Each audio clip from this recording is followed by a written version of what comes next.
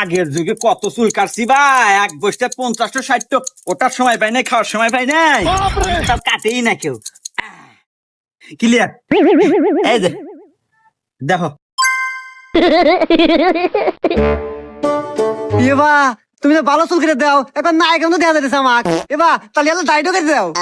আচ্ছা দিতেছি, সব ব্যবস্থা আছে আমার কাছে। এই দাও। এবা এনা খড় খড় হতেছে, বিজনেস ব্যবস্থা নাই। এবা ওই যে ওই দেয় দেয় ওই যে নাই।